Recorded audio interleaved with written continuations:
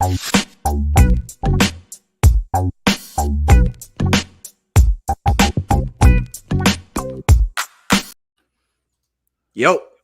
Yo. What up, AFAB Fam? Welcome back. Welcome in. It's a bit of a sad day. The Cowboys offseason started a little bit earlier than we were all hoping. But Not we are all, here. But okay. We are here. All of us. We were all hoping. All of us. The whole world was disappointed by the Cowboys' loss last week. Crushing defeat. The Pope cried. Some other regal individuals in the world were upset about it. There was a couple times this year where we said it, the team was so talented and it just felt like a major letdown, and, some of the things that plagued us throughout the year kind of all reared their head in the same 3 quarters. And literally everything, right? It was too much to bear, man. Couldn't coach, couldn't block. Listen, the world did enough. The world couldn't did rush, enough. Couldn't throw the ball. We didn't even have to do a show last week. We didn't have to recap it. The whole world rejoiced. So looking forward to the offseason. I mean, look, it's disappointing, but you retool and one of the reasons.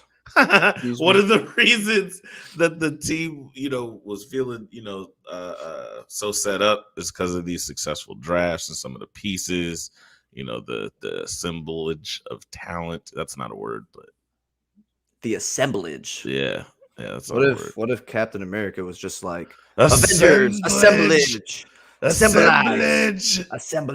Everybody be like, yo, go back to school, bucko. Lost like 10 viewers, 10 subscribers were like, they're talking about symbolizing. I don't know. Symbolizing. I don't even know what that is. Those aren't words. Man. Looking like it'll be good to follow the draft, see who we can get in, see if we can help out the team. Just reload it for next year, baby. Well, let's talk about this offseason a little bit. And if it's all right with you, my good sir, we are going to start with the coaching staff.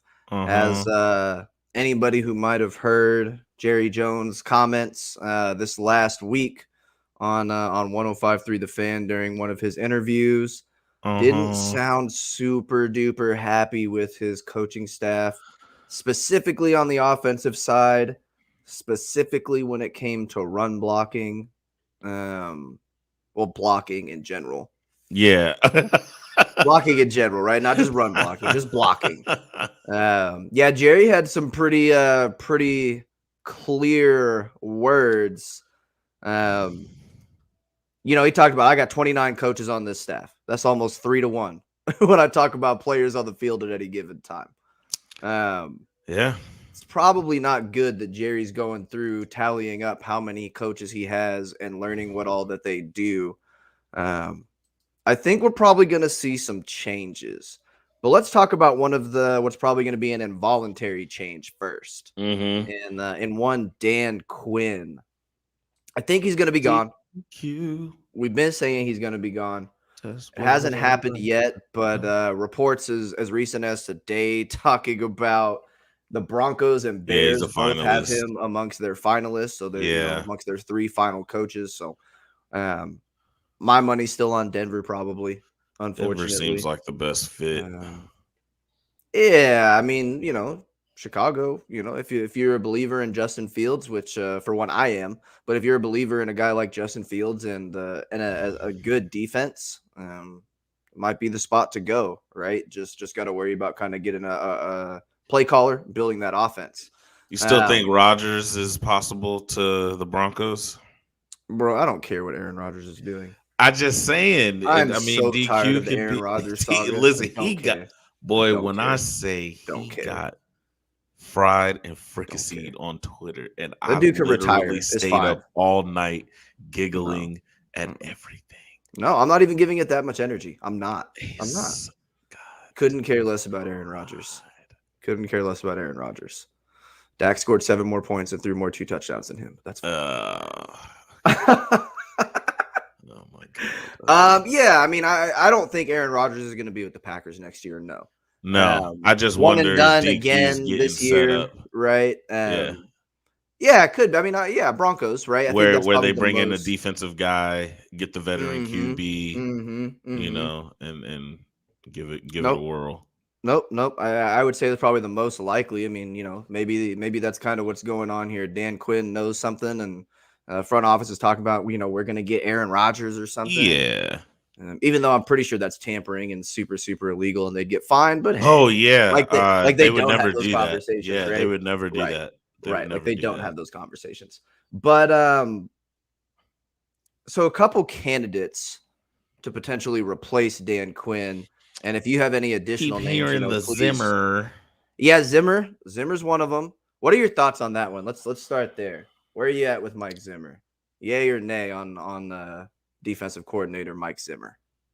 I don't have to say this, right? But I don't know Mike Zimmer, but everything I know, shocking. Everything that we heard coming out of Minnesota was that his players loved playing for him, but that the rift in the locker room between first of all, it was just does he love Kirk Cousins, thing. Sure. Right? Does he really like him? Sure. And then, this year you saw the visible, even the palpable frustration, right? Yeah. From his quarterback taking the anti-vaccine stance and how he was very, hey, look, we're just trying to win football games. And if you got to get the shot to help us win football games, that's what you need to do. And from all accounts, the team lost him. He didn't lose the team lost him, right? That he became detached from the situation because he, and I guess I understand that on a fundamental level, felt like, the commitment wasn't there. So all that being said, do I think that he'd maybe have that same energy, right? That let's find something to play for, like Micah was explaining, right? How DQ touched their heart, I think was his phrase. Cool, Zimmer seems like a guy that can get that same rise, that same fire, and you saw his defenses, even though they underperform sometimes with their personnel there, never a question of the buy-in and the commitment, especially from the leaders there on the defensive side of the ball. So I don't think that would be a huge downgrade. You would like to see some continuity, but I mean, this is the NFL. People get their chance. Zimmer's been a proven coach. I don't think it would be, too bad of a drop off, if any. Yeah. And I think the only thing there is just, can he connect and build that chemistry quickly like DQ did? Yeah. No, I think I agree 100%. And I do. I wonder if I kind of question a little bit, and maybe it's just because Zimmer's an old guy, right? I wonder if he can have the DQ effect. Yeah. Right? I wonder if he's going to be set in his ways, or is he going to be able to, work things schematically around his players.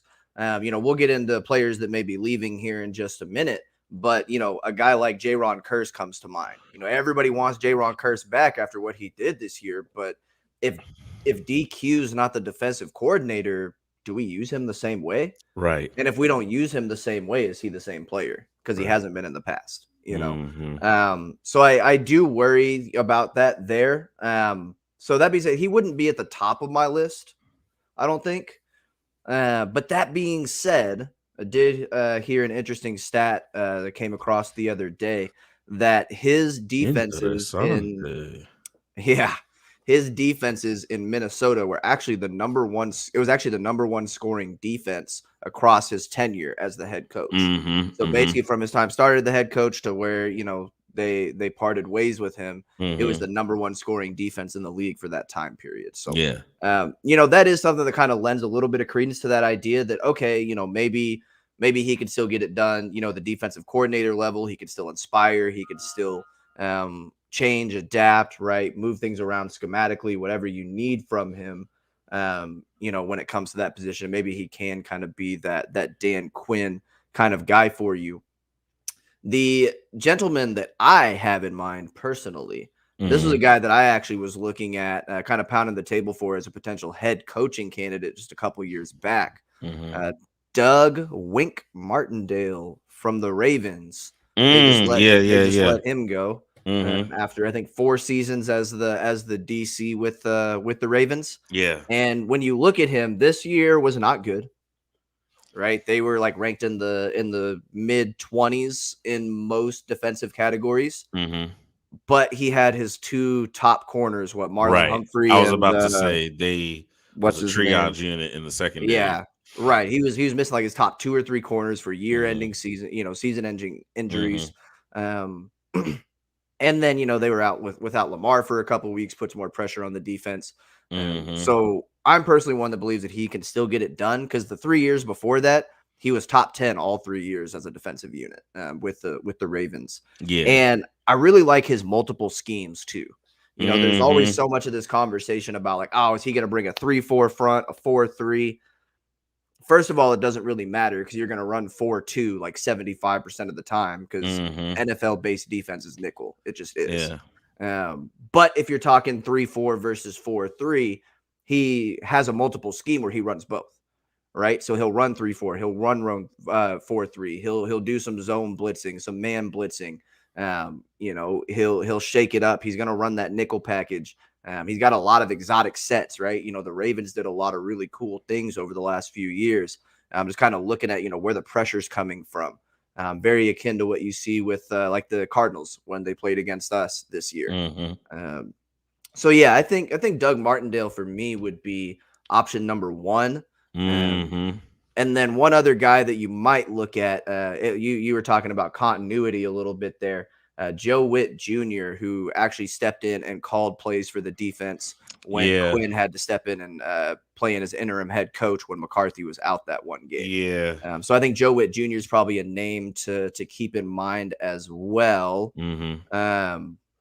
Any other names on your list when you're looking at that defensive coordinator position? Nah, I mean, Wink and Zimmer are the ones that you hear floating around just because of the expectation that Dan Quinn's going to get one of these jobs. It's almost foregone, But no, I mean, I think I'm not. I don't know if it's like just a little too early. I mean, I guess when the dominoes start to fall, when people announce who's going to get what job, then it will start to kind of clear out a little bit. But you got to think that Jerry's going to go, with probably some experience there, because if they're not already in the system, if they're not already here or came up in the team, I feel like he goes with the experience.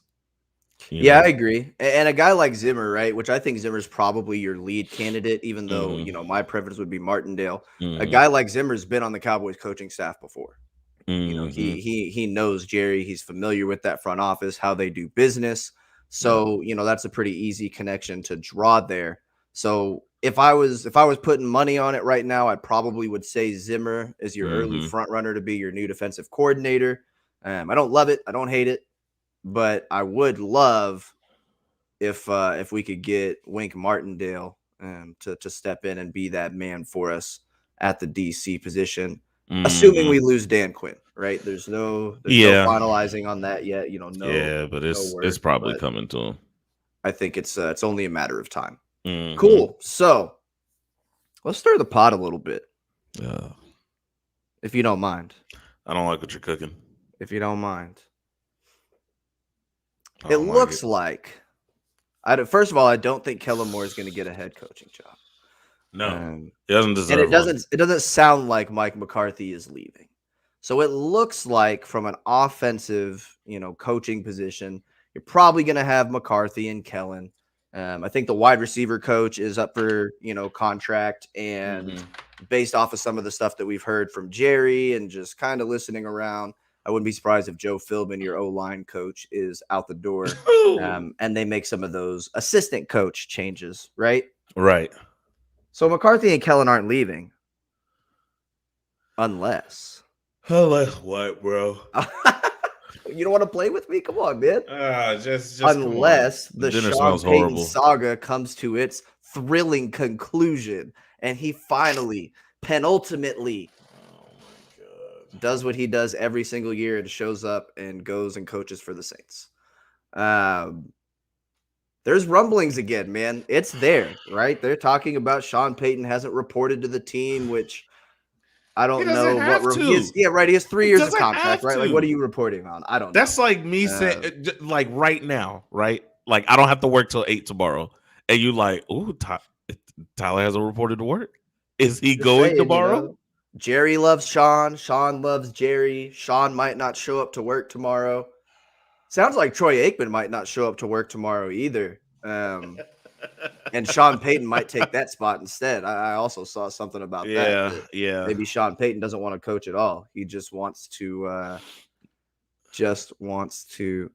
Daniel said, "What am I willing to trade for him? Literally nothing. For Sean Payton, nothing. Listen, man. I'm just Daniel. Okay, maybe not nothing. 6th round pick. 6th round pick. Or I mean, this ain't specifically for Daniel, but like 6th round pick. What? Why do we need Sean Payton? What happens differently? Well, and what does he do that like a 2nd round pick is worth? Right. Like what are we're going to give something up for him? What does he fix that a 2nd round pick is worth? Right. That would be my question. Unless we're saying, hey, he's going to come in, he's going to take over play calling duties, he's going to get creative in the run game, he's going to get our blocking schemes better, right? Like this dude better be like the actual scheme god, right? Where I tried to coin Kellen halfway through this season. He better actually be that guy. I guess my I just don't know that that's a thing. I don't know. I guess my thought is, and whether we had to suffer through it or not, right? Like, could you say, oh, well, McCarthy already had a chance to do this, but like McCarthy, I mean, he said it in right at the end of the season, right? In the postseason interviews, I didn't get, I don't want to get in the offensive coordinator's way or whatever he said, right? Where he's not meddling. I mean, all right. Yeah. Appreciate you. We see it, Noble. Yeah. 49ers got it. Hey, man, I hope y'all win the whole thing. For real, mad respect. Because then my argument that the quarterback doesn't make the whole team will be done. It'll be over. Yeah, bad because respect. Jimmy Garoppolo is trash. I hope he wins the Super Bowl, bro. Hey, I really do. Hey. I really, really do. That's a 24-karat gold trash bag, baby. I want it, bro. I want it. Yeah, they did. They won at Lambeau, Daniel. Look, I'm not, and again, I'm sitting here saying, oh my bad. The thought I was trying to finish is McCarthy. I at least got to see McCarthy put his hands in the pot, so to speak, right? Like, sure. Because if he's gonna sit there and admittedly say, "Hey, I didn't get in the way, I didn't want to step on toes," right? And remember, we applauded that earlier in the season that he wasn't egotistical and that he wasn't gonna just take it away from him too quick, which is important. You don't want to rub anybody the wrong way. And Kellen's been here and he's the new one, right? He's the new guy. Kellen's been here, but now it's like, hey, I let you do it your way, bro. And we kind of right. So like, let me help you, right? I gotta at least let that run its course. And I'm not convinced that Sean Payton in one season is gonna come in here and do more than if Mike McCarthy just got involved this year. Yeah, I just you see don't what know. I'm saying? Like, right? I can't do that. Because again, I mean, we talked about this the other day, right? We used to play in the connected franchise Madden leagues, and man, we figured out that cover 2 defense in Madden. Somebody got to be able to tap Kellen on the shoulder and say, hey, CeeDee Lamb has to play in the slot, okay? Right. I don't care if Michael Gallup is hurt, and if you don't think Cedric Wilson can play the outside receiver. It doesn't even matter.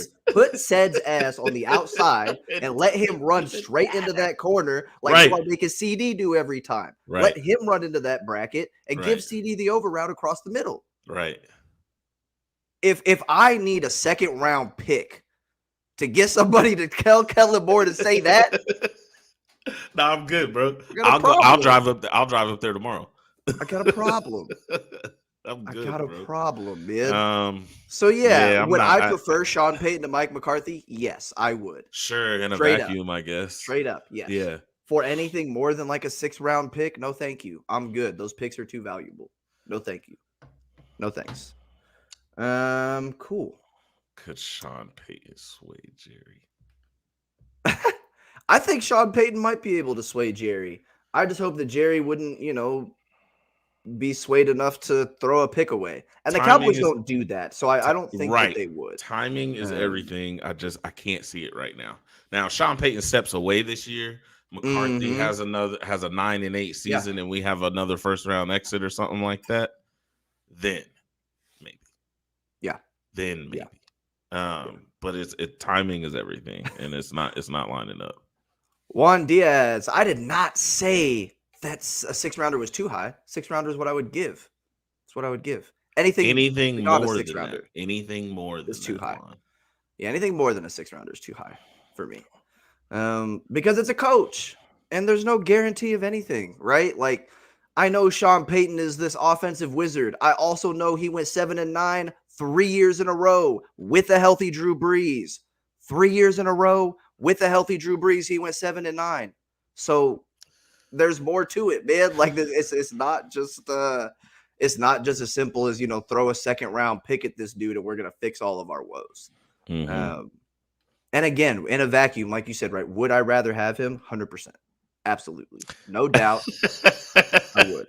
It was a long blink, my boy. It was a long blink. You don't like what move, Juan? Juan said he doesn't like that move. Yeah, Sean did. Daniel said Sean coached up Romo and Brees. Yeah. And I would love to have Sean Payton as the head coach for the Dallas Cowboys. Not for any draft capital. I've told y'all the draft is my favorite time of the year, right? Like y'all literally have to, like, I don't know, put a gun to my head or something to get me to give up picks. I want more picks, not less picks. Yeah. I want more picks, not less picks. Let's talk about some of these players. Because this is really what it's about. It's just team construction. There's a lot of free agents, man. Yeah, man. When I was kind of running up the list and everything, and I didn't even put all of the names. When I was running the list, I mean, there's like 10 or 15 people, and a lot of these were key contributors, that are leaving in free agency. So here's what I'm gonna do. I'm just gonna run through this list. Tell me if you want to keep them. Tell me if we're gonna keep them. Oh man. I got the list up too, but go ahead. Tell me if you want to I got the full them. List. I mean, you go ahead though. And I'm going to start with this is another question here. You tell me if this is the top priority for the Cowboys this year. For me, Randy Gregory is priority number 1 when it comes to when I look at this list. Got to re-sign Randy. Gregory is number 1. So tell me. Daniel says Brian Anger is the number 1. Hey, that's my guy. That's my guy. He's probably the one that will get signed again. That's my guy. Wait, Juan said he doesn't like the Payton move. Juan, tell me why you wouldn't like the Sean Payton move. I'd be interested to see what you don't like about that. Yeah, I think that's what he was saying. He wouldn't like it if we went and got Sean Payton. That's an interesting take. Why not? Randy Gregory, tell me about him. You want to keep him? We gonna keep him? Yeah. Are we going to keep them? Are we going to keep him? Are we going to keep him? Yeah. Because if we Gregory's 29.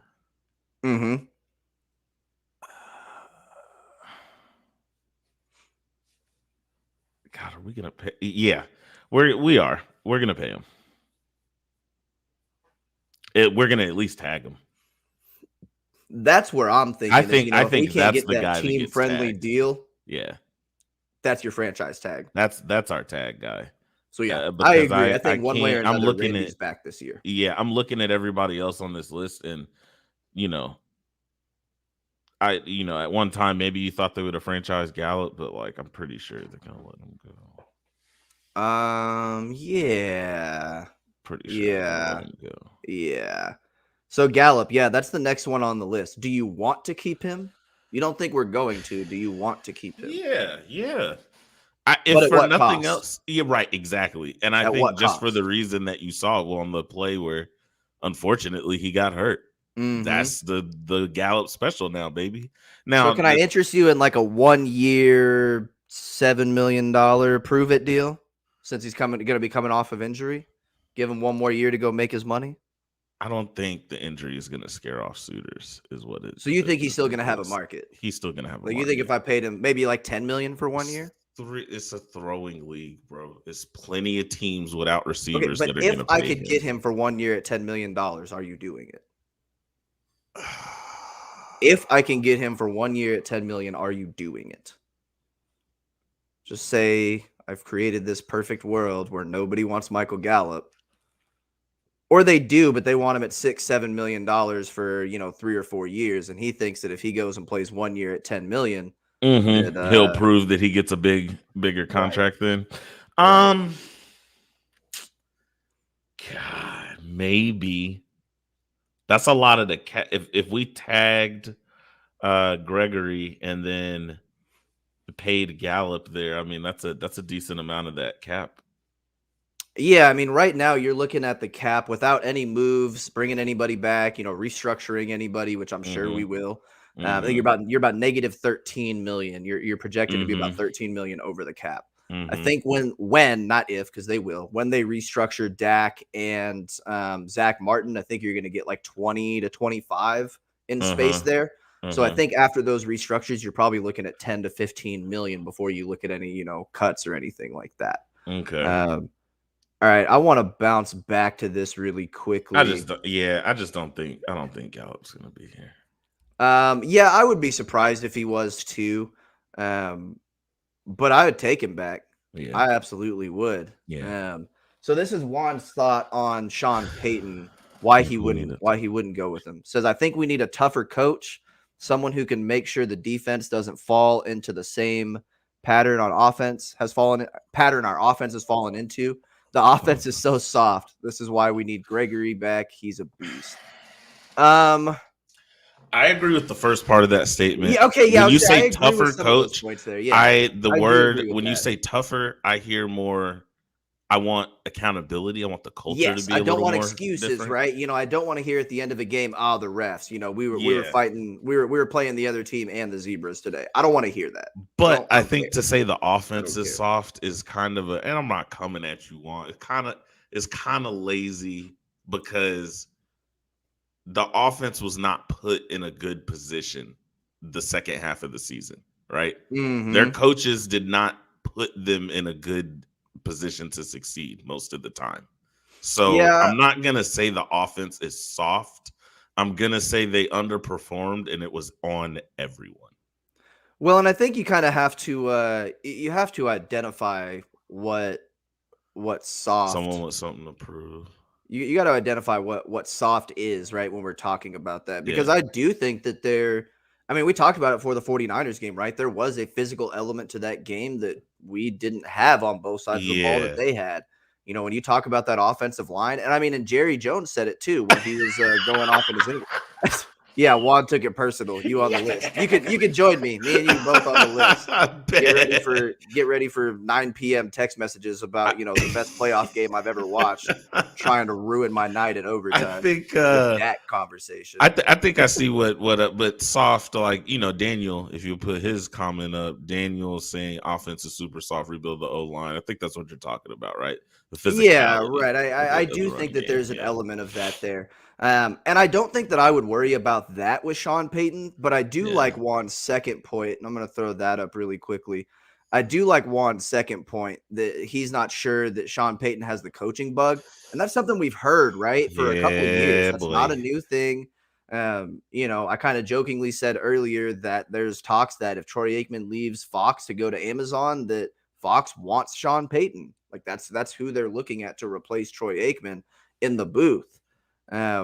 I do think that there's an element to that, right? And again, there's too much uncertainty with Sean Payton. I don't know what's going on there. And again, it's very hard for me to, it's hard to know because trading a pick for a coach. It's hard to know because they mortgaged their entire future going in on those last couple of years with Breeze. And now he's, you weren't supposed to be there, to see the ruins, right? And now you're like picking through the ruins of what, you've done. I think that may be more demotivating than anything. Maybe a change of scenery does re-energize him. I just don't think the Cowboys are going to get him. I don't know, man. For me, Mike McCarthy is still probably your best option at head coach. He's been there for 2 years. He's only had his quarterback for 1 full season. Everybody take a breath. Let's just hope that somebody taps Kellen on the shoulder and tells him, how to scheme cover 2. Shit, he could play me in Connor Madden, Williams. bro. Connor Williams. Is he staying? Do you want him to stay? Do you want him to stay? Bye, Connor. No, absolutely. No, that is the guy that you let go of and you go draft somebody else. I'll see you later, Connor. Have a good day, bro. Literally don't have any more to say on it. He's not bad. He's going to have a good market. He's going to go start somewhere. Man. I'm just not going to pay him because I already have too much money on my offensive line, and he's not that good. Nope. Leighton Vander Esch. See ya, Wolf Hunter. Yeah, LVE, I'm good. I'm super good. Yeah, wants to hell no, let him walk with Connor. Yeah, right. Later, homie. See ya, LVE. Later, homie. Look, LVE, later, homie. Leighton put in a valiant effort to still be a decent contributing member of the defense. Hey, man, I hope every NFL player gets their money. But they just can't all get it on my team.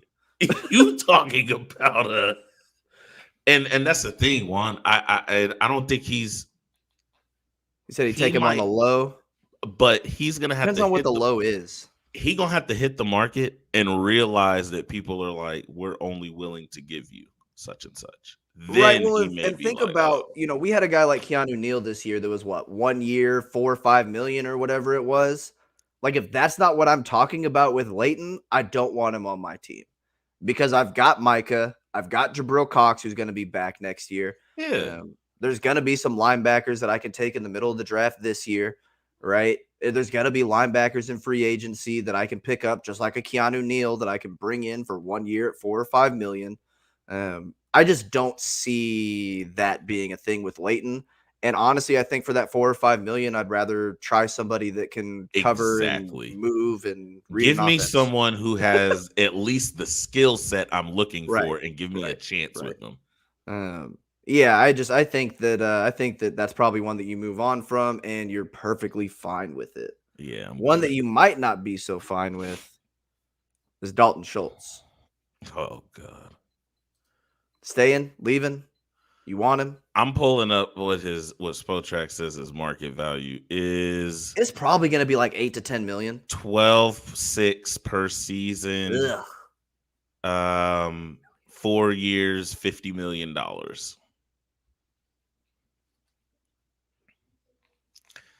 I mean, you got Jarwin cheaper than that. Yes. And he's under contract. Yes. Schultz isn't a good blocker, and they're similar dudes when it comes to catching the ball, I think. For whatever reason, Schultz was Dak's guy this year, but a lot of that also attributed to Jarwin being unhealthy for a lot of the year. I am not going to pay Dalton Schultz $12 million.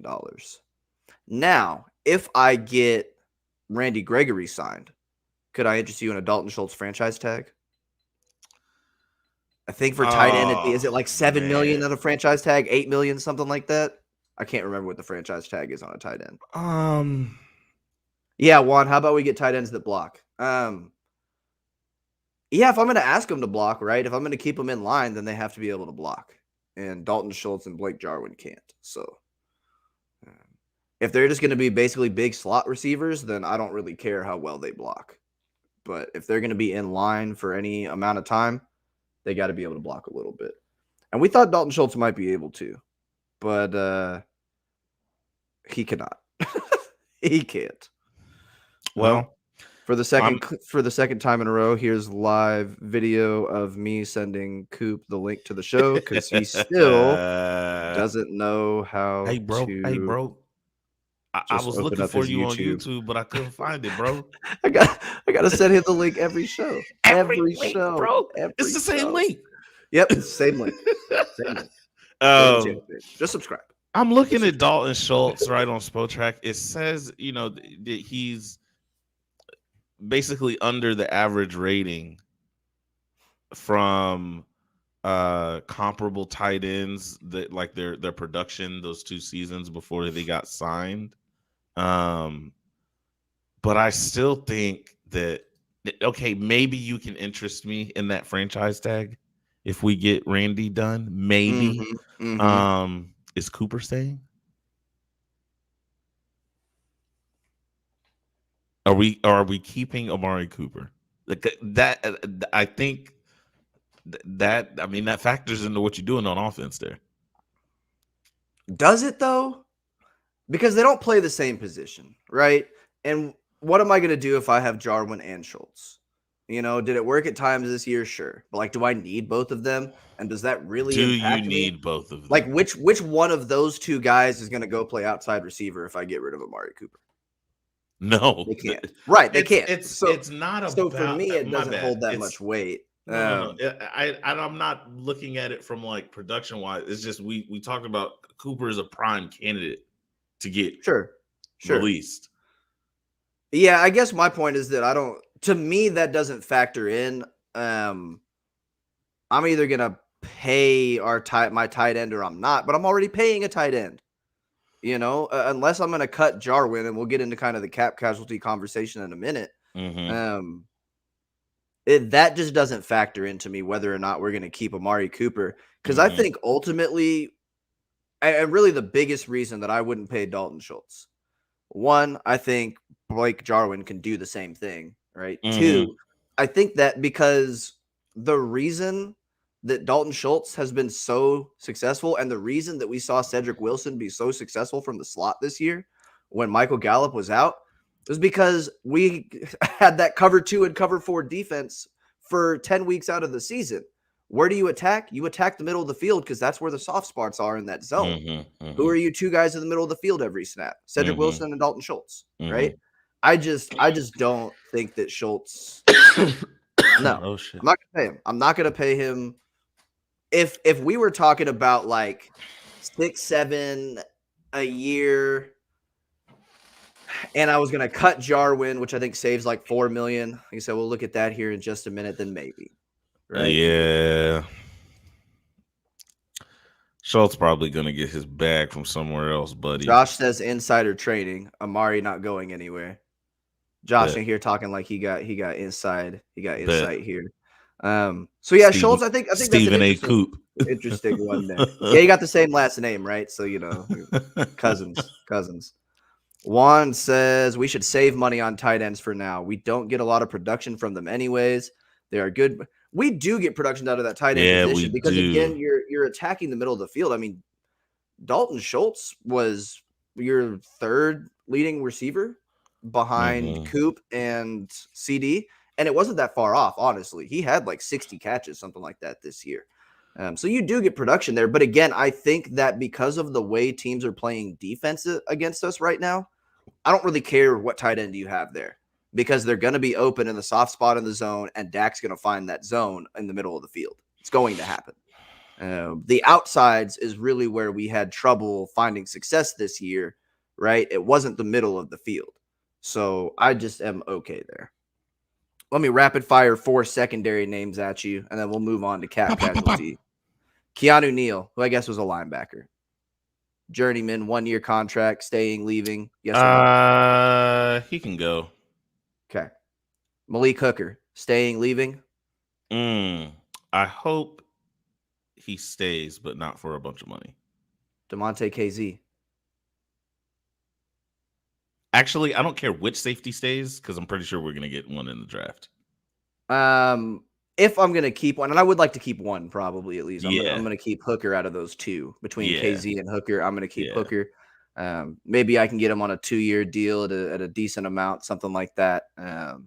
You know, I don't think he certainly didn't make big money this year. And then the last name, J-Ron Curse. Ooh. My gut says let's keep him. I would like to keep Curse. Again, I think my one concern is that how is he going to be used? How's he going to be used without Dan Quinn? Is he going to be the same guy, right? That would be my one concern there. Wait, Coop, you say Amari Cooper is your cousin for real? I need some like documentation or something. You know, I need photographic evidence. I need birth certificates. I need picture of your pops and his pops at the barbecue. You know, I don't know. It is the same area though. Our dog Julio jumped in the chat. Yeah, Julio gonna take us straight into the next section too. Perfect transition piece. He wants to know about Anthony Brown. Yeah, Anthony Brown, cutting him would save $5 million in cap space. Wants our thoughts. Before we go there, my guy Clay said we need an explosive yak guy, speed slot guy. CD's not it. Someone's a Hill, Pollard. Yeah, I'd like to see Pollard more in the middle of the field. I think CD, the thing with CD this year is that he had to play outside receiver all year.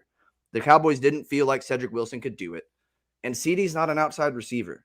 You know, I said it a couple times throughout the season. He's not. That dude is get across the middle of the field, get him the over, get him the quick screens, put him in the backfield, right? You know, he's like a less physical Debo, but I mean, he is that yak guy. That's what CD did in college, right? Yeah. That was his calling card. Absolutely. Coop said screenshots coming. Donovan Wilson is Christian. That's wild. Screenshots coming. Yeah, I can't wait for that. Okay, so let's go back to this conversation here, talking about some of these cap casualties. And we can start with Anthony Brown. This was kind of the plan, right? When we got Nashawn and Kelvin, it was kind of to know that, hey, Anthony Brown's still going to be here.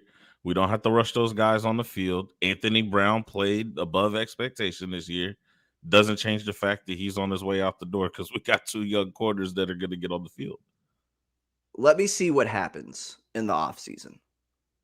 I'm not cutting Anthony Brown today.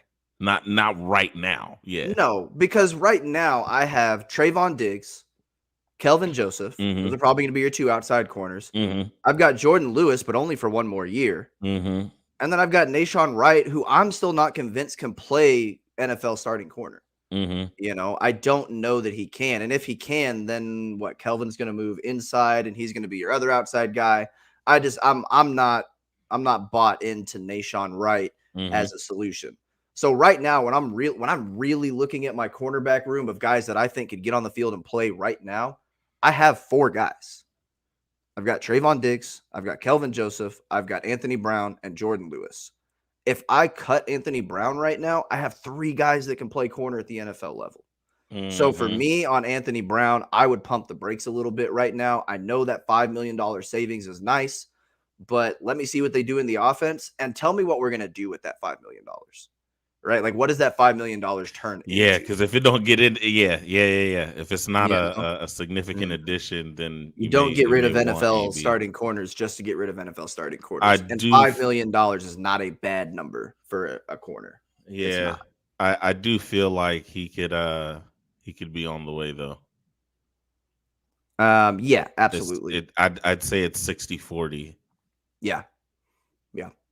Yeah, and it wouldn't surprise me, right? It certainly wouldn't. For me right now, I think coverage is so important. It is.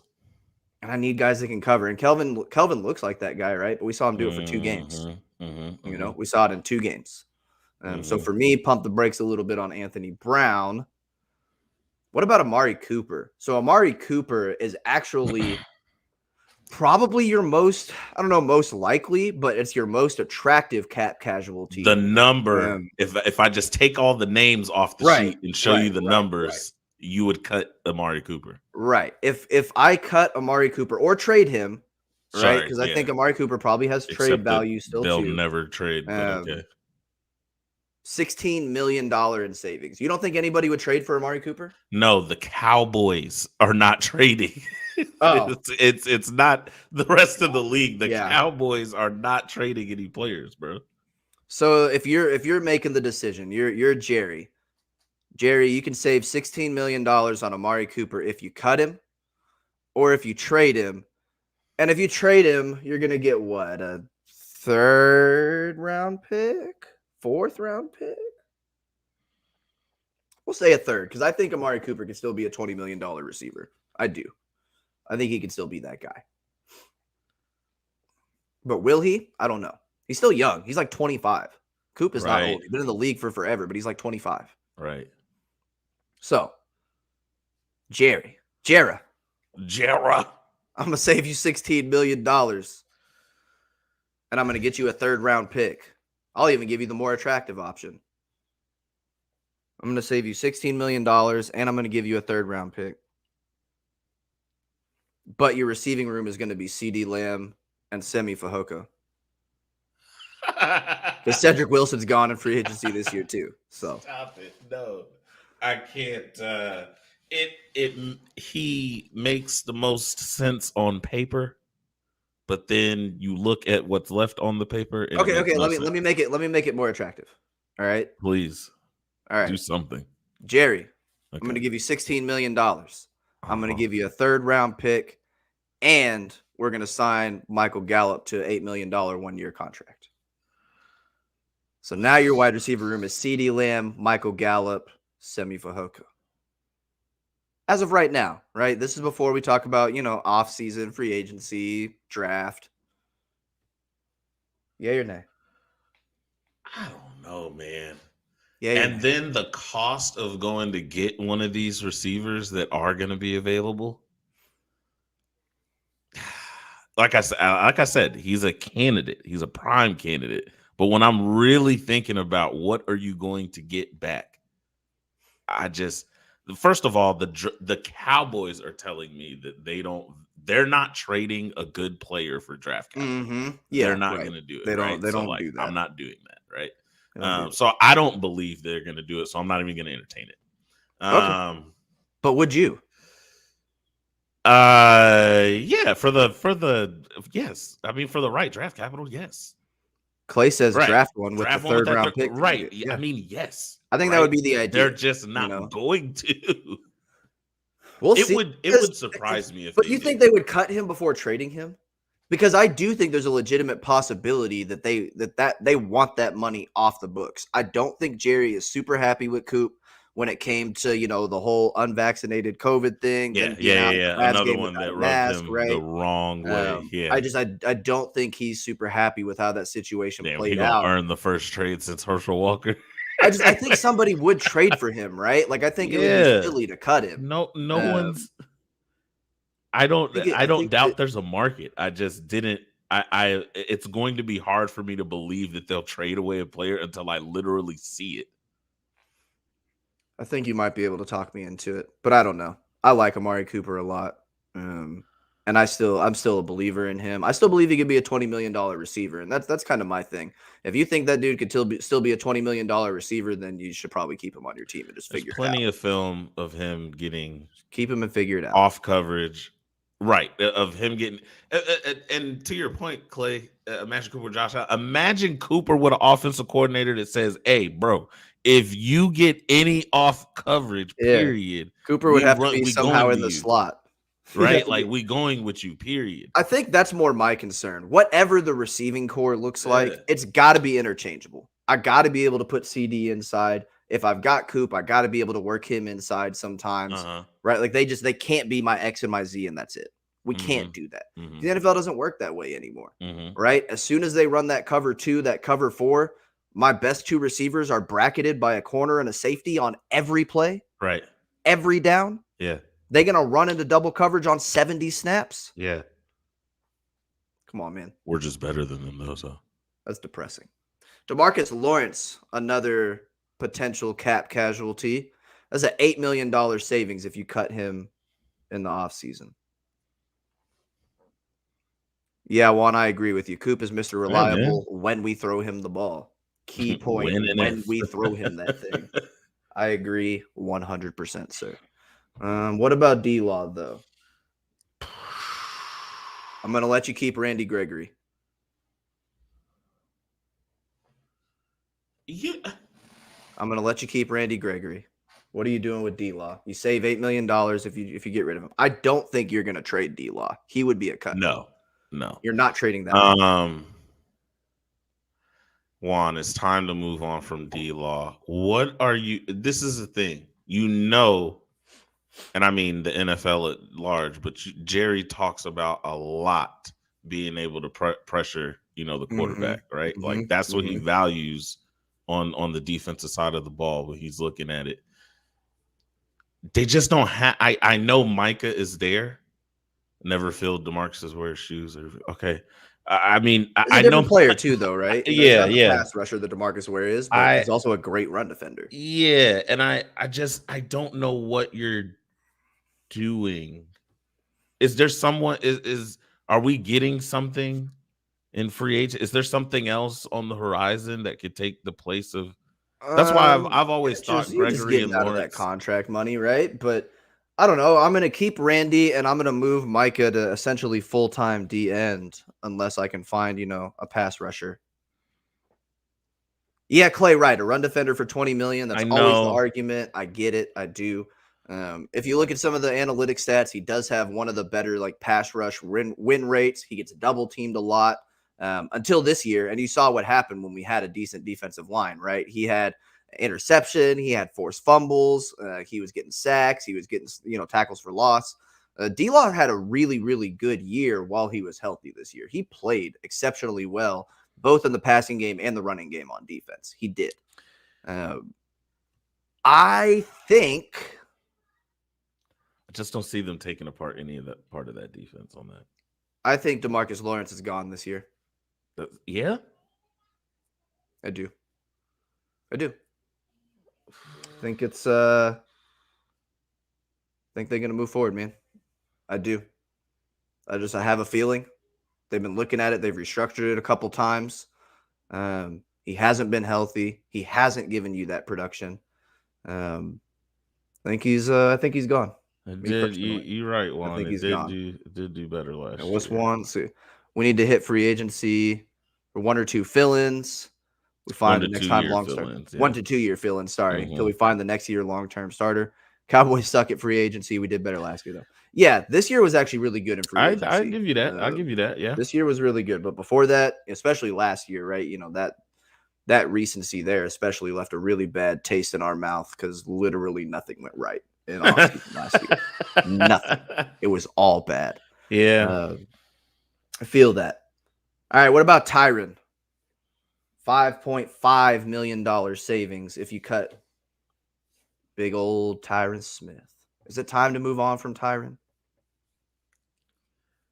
Bro, it just ain't that many left tackles, bro. It's not that many, bro.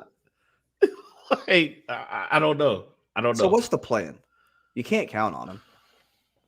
And honestly, and maybe some of it was coming back from COVID, right? And he hasn't been healthy this year.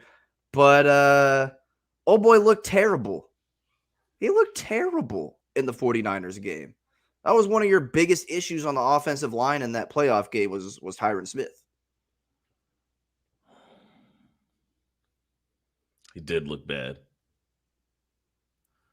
Well, Clay's talking about Zeke. What are we talking about Zeke in here? Zeke can't outrun anybody, take to the house. He's a power runner, good blocker, maybe for third and second, LOL. Yeah, well, unfortunately, everybody, including myself, going to have to get used to Zeke at least for one more year because he has an $18 million cap hit. And if you cut him, you would have $30 million in dead money. So get used to it. Zeke's going to be on the team because we decided to pay a running back. Coop says I have to check my snap. Talk to me about Anthony Brown. No, we already did that. Talk to me about Legatron. Damn. What I meant. You're not listening, bro. Oh, yeah, I'm not listening. Legatron, $2.5 million. Yeah, $2.5 million. Man. People, I don't. How do you? how do you survive a year of just that kind of performance, right? Where you're just an average kicker, where you were supposed to bring like certainty to a position. I don't see it. Right? Like Man, we can Coop just got go. all these group texts in here talking about he's Amari Cooper's cousin. I don't know, man. You're gonna have to like get him on the show or something, Josh. I don't know. Yeah, just keep moving the bar. Yeah, bro, you're gonna have to take me to Amari Cooper's house. Yeah, because, yeah, right. I know he got a G-Wagon. Let me ride in it. Yeah. I like Julio's question. I don't like Daniel's point that Zeke is the answer. That's silly. What is he the answer to? Replace him with 70 cell stand like flows. Straight up. I mean, and Juan said it earlier. He just got to figure out how to play. Look, he's sitting home this offseason being like, bro, they done beat me up. It's 10 years in and they done beat me up. He can't play a 16-game season. You want him to play a 17-game season? He just gonna have to figure it out. He's gonna have to figure it out. Okay. We've been figuring it out with him, bro. We've been figuring it out. Figure it out. And I don't know, if it was me, we would have had a left tackle Daniel last year. Love Zeke. Yeah, Daniel loves Zeke. Daniel loves Zeke like I love Dak. At least I have, analytics to back up my love. But, moving forward. Coop, you said Amari not that nice? So unfortunate. You say he quiet as hell in real life. I do feel that. You see kind of Cooper when he gives interviews and stuff. He seems super like soft-spoken, but still really, really thoughtful.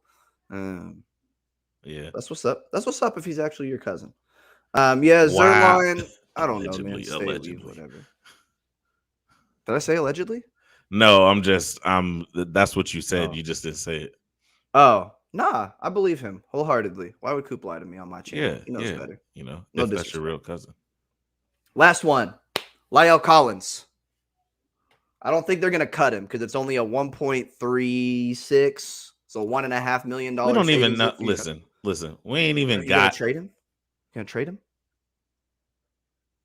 No. I'm gonna give you a second round pick. Oh. I'm gonna give you a second round pick for Lyle Collins, and I got Terence Steele. I got Terence Steele to start at right tackle for a loaf of bread. I'm gonna give you $1 million. I'm gonna give you $1.5 million, and I'm gonna make peanut butter and jelly for Terence Steele to play right tackle. What if I get a second? What if I get a? Yeah, second. You're gonna trade him. You're not gonna cut him. You're gonna trade him. You're gonna trade Lyle. If somebody is offering in this draft. If someone's offering a second. What about a third? You're gonna get Lyle Collins to get a third round pick. He's been hurt a little bit. His contract is there. I don't know that I can go a second. What about a third, Jarrah? No. You wouldn't do it for a third? Not with no, bro. I might. Nah. I might. Jerry, we need to give the punter that 75. Hey, I'm so glad everybody's on board with me. Hey, man. Anger finally, man. I am so happy about that. I am so happy that everybody's on board with that. Man, I feel like Julio has my run sheet or something in front of me because my guy Julio is just giving me transition after transition here. Get him out of here, Brad. He says we need to get rid of Connor literally Williams about to talk about Linderbaum, and I saw his comment there. Yep. Right, exactly. So we need to get rid of Connor Williams and Tyler Biadasz to fix the line. And so this would be my argument for keeping both Lyle and Tyron, is that I think your interior offensive line is your biggest need when it comes to a draft concern. One more quick note, because I just can't leave it alone. I just can't. Oh, I knew you were going to do this. I can't. I knew you were going to do this. Can't. Daniel. Oh, God. Daniel. Emmitt Smith has more yards than all of them. Do you want him to come out of retirement and be your running back? Because if not, then who cares? He averaged 50 yards a game and 4.2 yards a carry. And Tony Pollard gets 3 more yards after catch and breaks more tackles. Moving forward, let's talk about the draft. Positions of need. I like that discussion too. Okay, so this is how Clay's going to fix our O line here. He's going to move Lyle to left guard, which he's played before. right? He's going to draft a center, and then he's going to move Terence Steele to right tackle. So then I would basically be going Tyron Smith in this scenario. I'm assuming Clay's going to keep him. Center. So Tyron, Lyle, rookie center, Zach Martin, and then Terence Steele. Yeah, Coop. Yeah, I like that. And Coop. See, now you just throwing wild shots through the window, bro. Coop. Bro, we an hour into the show, and here you go, just letting the clip off. Coop. So, what do you think about Clay's plan there? Is that how you would do it if it was you? Yeah, is that how you would do that? I wonder, yes, sir. Yeah, he's keeping. I wonder if just in the middle of this season they were hesitant to do that, right? He's done it before, so right. But I just wonder if during this season they were like, we'll figure out the guard. We don't need to put Lyle in at guard. You know, I wonder if they were just hesitant to do that in the season. But I wouldn't be surprised. I would consider it foolish if they didn't seriously consider it going forward. Well, I think if you're keeping both of those guys and you're talking about putting your best five, probably. Oh man, I forgot you're a Niners fan. I forgot. Hey, the Oakland A's still suck. Okay, moving forward. Juan, hey man, and I'm gonna highlight this too. Juan remembers me poop emojiing on Steele. Now I love him. You're right. Terence Steele was terrible last year when he had to fill in. And he got much better this year. And I love him because he costs a bag of peanuts. And he plays one of the most important positions in football. And he can competently start. So, yeah. Terence Steele could be on my team. That's okay. Coop, I was wrong. Coop, you try to derail the show, and listen. Oh man, please don't, just don't. Coop. Because listen, because he said Jimmy won't hang. They said, listen, the only thing Jimmy is trying to hang is his team out to dry, bro. He is trying to give back these playoff wins. Okay, so let's just chill on that.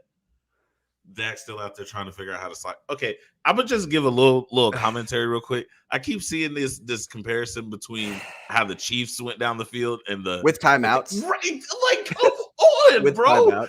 With timeouts. Yeah, bro. Like, Juan, find me a quarterback that does cost a bag of peanuts that can do what Dak does, and we can have a different conversation. But until that day arrives, I'm gonna stand by Dak. Yes, I'm gonna do that. How is it Zeke's fault for the quarterback draw, Daniel? I don't think that's the case. I think that was I don't know whose fault that was, right? Because I didn't even hate the call that much, honestly. Like, it didn't bother me that they ran that draw. It bothered me that maybe, and again, we're splitting hairs in a split second, right, in the middle of the game. Yeah. It bothers me that Dak didn't slide at 12 yards instead of 15 yards. Yeah. Right? It bothers me that he didn't turn around to find the ref. It bothers me that the ref was 30 yards away from the play when they were trying to get set and snap the ball. Those things bother me. The play call didn't bother me that much. Joe Burrow doesn't count, Clay. It's a first-round rookie contract. He hasn't been paid yet. Like, unless you're telling me that I'm going to find a guy. Does Joe Burrow finna get paid in the state of Ohio? Right, but Joe Burrow, when he gets paid, he's going to be a $50 million quarterback. Justin Herbert's going to be a $50 million quarterback. We're talking about the Cowboys picking at pick 24. So unless you're telling me that you've got Joe Burrow 2.0 at pick 24, we're not having a realistic conversation. They're gonna pay that boy in gold bars. Right? Like we're not having a real conversation if y'all are trying to tell me that I can find a guy at pick 24. And Ryan Fitzpatrick is not Dak. It's not Dak. Back on topic. Yeah, I was position about to say these boys wreck the show. Position of need 1 is interior offensive line. I think we versed that pretty well at this point. Yeah. We're talking about just a minute ago there. I don't think we're going to have Connor Williams. I don't want Tyler Biadasz to be my starting center. Nah. So I could definitely go for an upgrade at either one of those positions. Yeah. Okay. I just said, okay. All right. Moving on. Position of need number 2. And I think this goes pretty heavily into what we were talking about when we were talking about some of these free agents leaving, if we don't keep any of these safeties, I think safety is probably your second position of need. Yeah. Right. I think safety, and I don't know that that's a place that you're going to look in the first round to fill. No. Cowboys haven't done that historically. We'll see who's there. I haven't got super into, a lot of the prospects just yet, but that's probably something you're maybe looking in the second or third round. But I do think safety, unless you're telling me that I'm bringing back Malik Hooker and J-Ron Curse, safety, we got to have it. Because right now the safety room is Donovan Wilson, and he's sitting in a chair, spinning around in circles, talking to himself. Right, Clay. That's really it. But okay, I because we didn't do a final game show, bro. Yeah, it's happening in the comments right now. No, it's okay. It's happening right now. It's okay. It's okay. And you're right. Yep. That was the problem. Okay. Yeah. Clay's the only rational individual in here. Oh, I was about to say you're gonna discredit everyone in the chat right now. I might. Yeah. I mean, yeah, because it's silly. It's silly. Man. It's silly. Your two best receivers were running into double coverage every snap because your offensive coordinator drew it up that way. Your running back, who all of y'all love so much, didn't do a damn thing in that game. He was terrible. Zeke was running into walls all game and did nothing for you. Zero. And Tony Pollard got 6 touches, 4 on one drive. I think we should call Aldo special. The one drive that Tony Pollard got featured, guess what happened? The 49ers said, damn, we can't keep doing this 4-man front because they're moving the ball. They blitzed, and Dak threw a touchdown. The one time they blitzed on that drive, Dak threw a touchdown. Zeke doesn't make you get out of the blitz because he can't run against you. He can't run against a light box. Juan literally showed up to drag you into a street Y'all finally got it. I have stayed off of the airwaves. He is dragging you out of the bar. Y'all finally got it.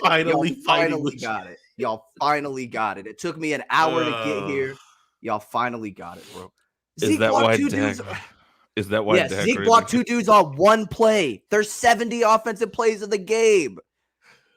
Oh, God. He also touched the ball 12 times and got 30 yards. 30 yards. 30 yards. Yeah. He had 20% of the touches in that game and got like 7% of the yards.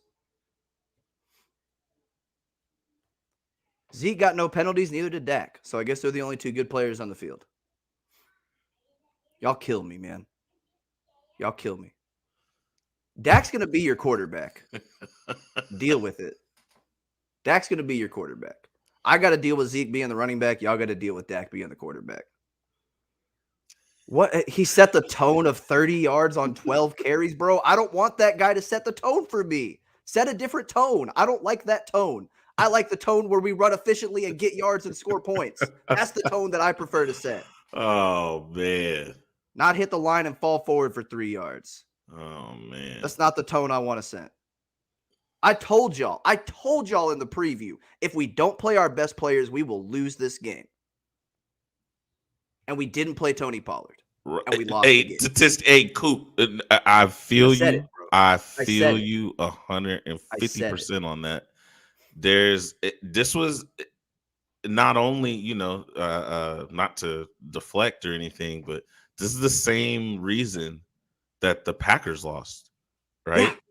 Yeah. Devontae, the first series of the game, they played off coverage while they were, figuring out what they were doing, and they just kept throwing, a quick slant or quick throws to Devontae Adams. Then they said, okay, D'Amico Ryan said, okay, forget it. You are never getting that throw again, and let's just see what you do. And Aaron Rodgers somehow stupidly just was like, I'm never going to throw the ball to anyone else. I'm just going to keep forcing it down the field, or I'm going to take a sack, right? There's multiple screenshots, and same with in the Cowboys game, right? Like there's multiple screenshots of people open in the middle of the field or, in an advantageous position. And, I don't know whether it's just like, in the pressure of the moment, you just don't, execute, or you don't, see it. But like, yeah, I mean, the 49ers did the same thing, to 2 prolific passer, offenses, where they but the Cowboys, even more frustrating, didn't take advantage, right? Like they played off and the Cowboys never adjusted to the quick throws. And they were just like, cool, we're just going to keep playing off. And you guys want to keep running into the defense. That's great. I do want to call here. This is a good conversational point right here. Yes. From Daniel. I do like Dak that. won't run. If he would a few times a game, it would soften the defense, keep the rushers on their toes. Absolutely. When I was watching that game last night with Mahomes and Allen, defenses play the Chiefs the same way. And that's something that we've talked about, right? They do the same thing with the 4-man front, play the cover 2 base defense, throw it into the 7-man coverage, or run it against us, right? Yeah. Yeah. Sorry, I was just reading some of the other ones. Go ahead. But what the difference was, right? Because that first half was 14-14 before the Chiefs really unloaded, before both teams unloaded, really.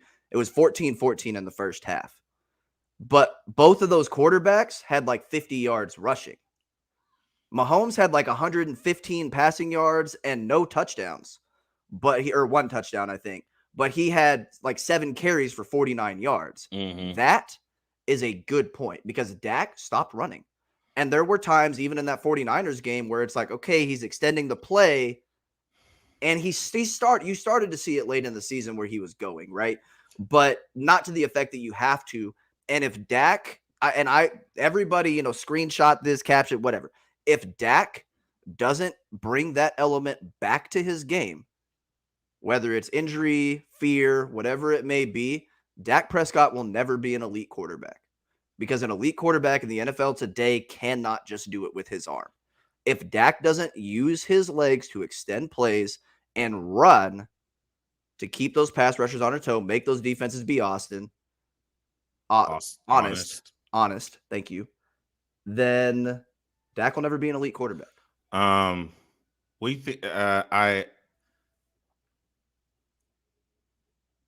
Clay, I know Kellen has to go, but what OC is making Dak accurate? Where is that at?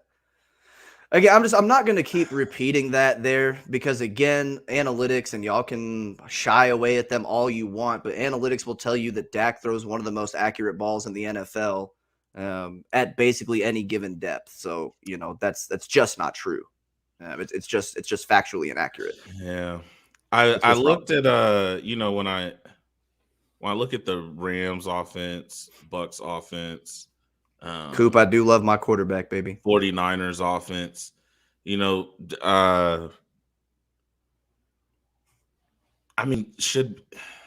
don't know. I look at how playing under center is kind of taken on, when a quarterback is wanting or has the tendency to be less mobile.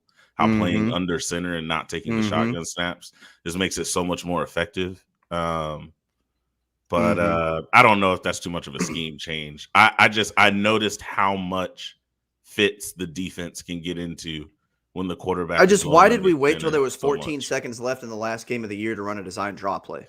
Yeah. Right? Like I feel that. I do. I agree. Yeah. And even this a little bit, right? Where Juan's talking about Dak's confidence is shot. He needs to call me and get his ego back. Right. He could definitely call me for sure. Yeah, I got him. Yeah. I got him. I got his back. I'm sure Tad pumped his head up too, bro. Man, did you see Tad and Dez going at it today? Dez was giving him that real spill, though. That wasn't even nothing. All Dez said was, hey, call up Romo and learn how to read the defense a little bit better. See what you can take from him. But he was. Tad was like, don't talk about my brother. Right. Are you telling me that Clay? What's the question? Are you telling me that if Dak was with the Chiefs, they pull off, or even with Bills to make it that close? No, I'm not saying that because I think that Patrick Mahomes is a once in a generation quarterback. Yeah, bro. I ain't putting nobody. And if Josh Allen is who he looks like he is when he's on his game, yeah, he can't touch that either. No, that's what I'm saying. Dak will never be one of those guys. But if that's your bar for that guy has to be my quarterback, you're going to be a very sad fan for a long time. It's like one out of because there's a reason there's like one or two of those guys at any given time. Yeah.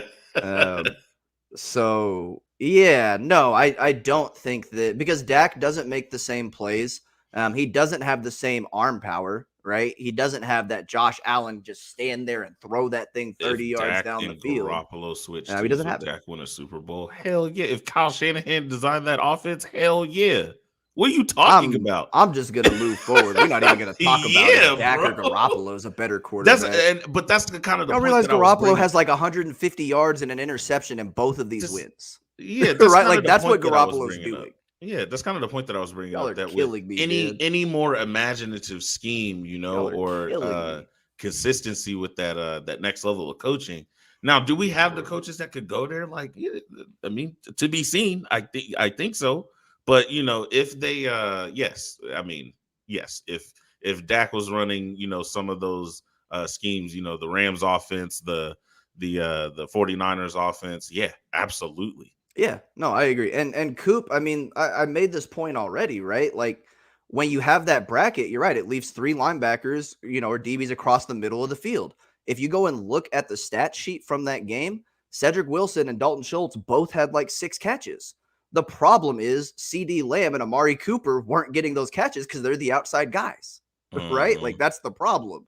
He did hit the open guys in the middle of the field. They just weren't your yak guys, right? They aren't your big play guys. Your big play guys were double covered every snap. Oh, hell yeah, Clay. So yeah, I mean, Clay. But that's not Dak. Dak is not lining those guys up and calling those plays. Nah. Right? That's not him. He's not saying, hey, CD, I don't want you in the slot on this play. That's not Dak. Y'all blaming the quarterback when the playmakers aren't there like they're supposed to be. All right, let's hit some draft talk and then I'm ready to boogie. Y'all got me. Y'all drew me off sides. I said it wasn't gonna happen. It happened inevitably. Y'all win again, chat. You got the victory. I'm happy for y'all. All right, so interior O-line, safety we talked about. Yeah. Linebacker, I think, probably going to be another need for you right now. All right, cool. Depending on what you're going to do with Micah. Jabril Cox is going to be there, but I don't think you're going to see Neal or LVE back. So I think linebacker is going to be You do need some depth there. And I've got a guy that I actually kind of like in the first round. Yeah? I do. Have you watched Nakobe Dean, Georgia, yet? Oh, yeah. And I don't know if he's going to be there. I don't know if Nakobe Dean is going to be there. But he could be there, right? Yeah, it's at least 2 to point. I appreciate you giving me the 0.5 though, Daniel. Thank you. This is like chat 17 Eli 0. Y'all draw me off sides every single show. But I kind of live for that confrontation, right? So, I don't mind taking those L's. I just need an excuse to fly off the handle. Y'all know this by now. Yeah, I like Nakobe Dean a lot. And I don't know, right? Because he's small. He's Roquan Smith, right? He's like 6 foot, 225, somewhere around that range. Yeah. But he's an off-ball linebacker that can rush the passer. So I would really like to see him, Michael Parsons, Jabril Cox. Like, give me that as my 1, 2, 3, and I'd be pretty happy with that linebacker rotation. That's not my like number 1 pick that I would like, but I would like to see a guy like Nakobe Dean there. Then I think you got a sneaky need at wide receiver. We talked about that. We don't know what we're going to do with Coop. You do. Don't know what's going to happen with Gallup. Cedric Wilson is a free agent right now. You need to, it's a later You're in really the draft talking about pick. CeeDee Lamb and Semi Fehoko and maybe Amari Cooper or Michael Gallup, right? So I do think, receiver, the right player pops up. Maybe if you're looking first round, maybe like that Jameson Williams. Wow. Character from Alabama. I know he got hurt, but he should be back in time to play regular season. And then I think you're looking at the D line right now, probably more specifically interior. Yeah, and really interior run defense. Yeah, which is not something that the Cowboys have prioritized in the past. So we'll see if they do it now. And depending on what you're going to do at spots with D-Law and Randy Gregory, there could definitely be a blinking red light for a pass rusher or 2 as well. Nah, because I think like Juan said earlier, through free agency and the draft, you got to find the answers on the D line because, you may keep Gregory with the franchise tag and, maybe you keep Lawrence around, but it's definitely ticking. And you need to start reloading, at some of those positions. Absolutely. So, I feel that. So let's just talk about a couple names really quickly. And, let me just say this. I have personally watched like 5 or 6 players. Yeah, So I was like about to say, I think haven't I've seen a watched whole like lot. 17 minutes of draft cover of I've film. watched a little bit of a couple players, but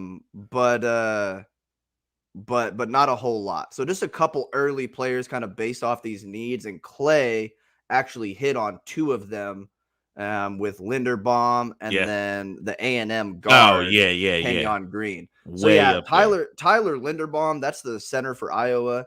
That dude is a stud. He's not a mauler, right? No.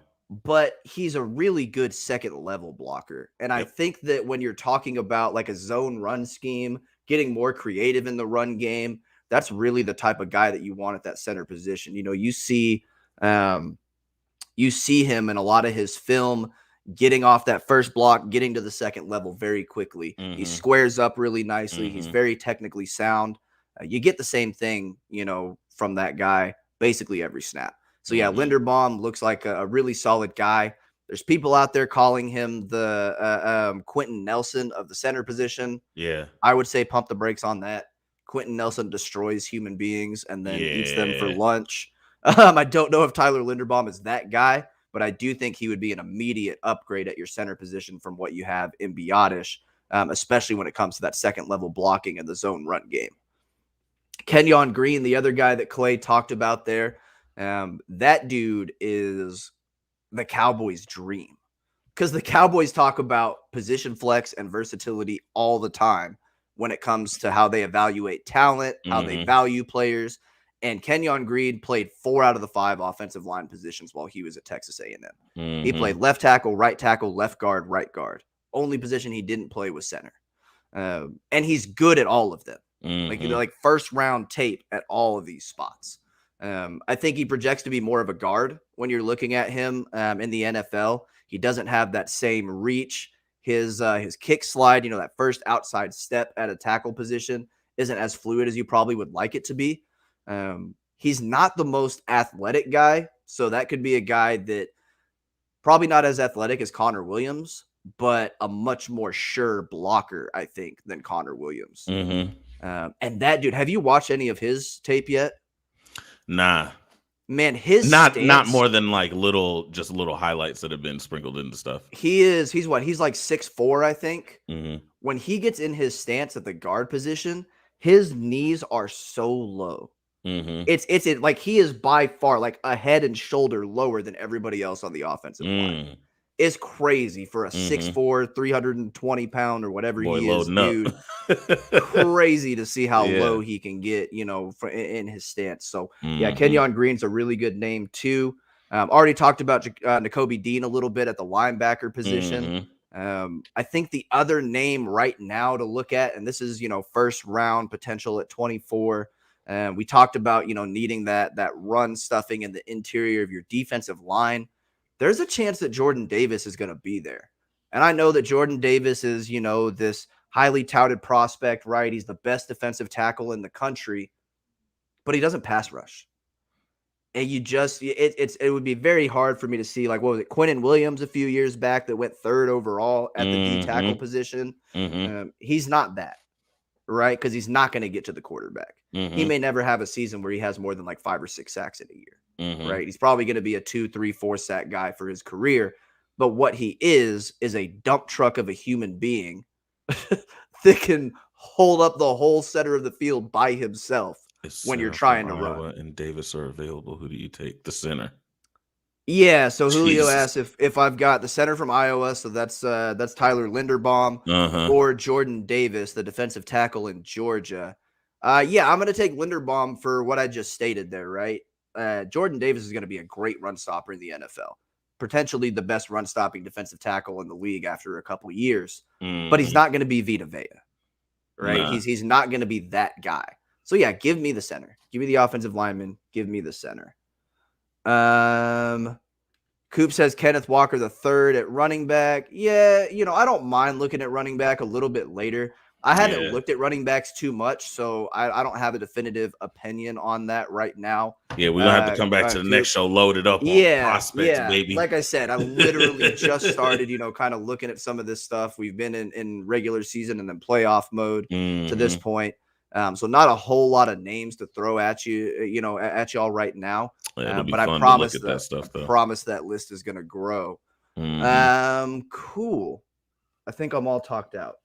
Y'all drew me off sides. You extended the show about 20 minutes longer than it needed to be. Appreciate y'all. I love when you have to fight the entire chat. Oh, man. I do too, though. I really do. Amazing. Nah, I definitely am ready to get into some more evaluation film study, position by position, look at all the prospects. Got plenty of time, unfortunately. Yeah, so we can look at that.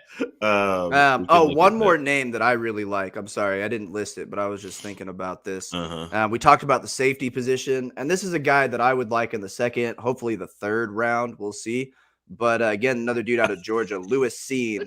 Wase, he let you off the hook. Yeah. Yeah. Thank you. Please, Juan. Oh, please, thank Juan. you.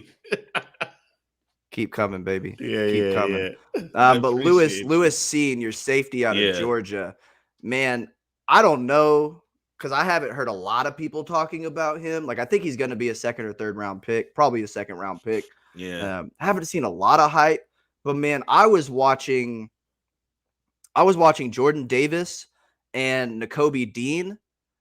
And usually when you're watching safeties, like safeties actually kind of boring, right? Because they just kind of sit in the back and, Sure. If they don't blow a coverage, then you don't really see them very often, unless there's something going on in the middle of the field. This dude is downhill on every snap when it's a run play. Downhill every single snap. Lewis Seen is my guy right now. That's my pet cat, if you will. That's that's who I want on my team right now. Even though he's not going to be a first round pick, Lewis Seen is my guy. Would love to see him in a Cowboys uniform because he can cover too. I think he's a good combo safety. You could flip flop him at either safety spot. What is Juan saying? Do I want to read this? That's Josh, first of all. Oh, that's Josh. Wow. Said Dax. I wish Dak was at my house trying to throw the dig route against cover 2. I wish. I do agree with y'all when it comes to the fact that Dak's got to play better if this team's going to go further, right? This team is only going to go as far as the quarterback play, especially when you have a $40 million quarterback. That is, that's true, right? Dak's got to be better than he was. He can't be a top 15 quarterback. He's got to be a top 7 quarterback. He's got to be a top 7 quarterback. And he wasn't the back half of this season. So again, y'all replay that, y'all screenshot it, rewind it, play it back on Twitter, on Facebook. Send me videos of me saying that Dak's got to be better. Whatever y'all feel good about, do that. I want everybody to feel good about what they're doing in life. So if that's it, by all means, because I feel good about what I'm doing at all times. AFAB fam, we love y'all. We appreciate y'all rocking with us. Should be in line for another show sometime next week, looking at the schedule and everything. And I think next week maybe we'll get into some of these supposed experts and their mock drafts. Sound good to you, Ty? Yeah, we gonna slide on that. Oh man.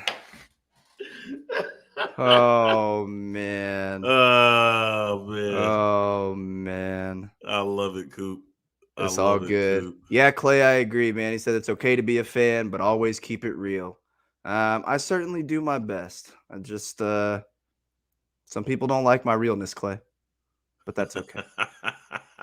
All right, AFAB fam, we appreciate it. We'll rock with y'all later. Have a good night. We out. AFAB.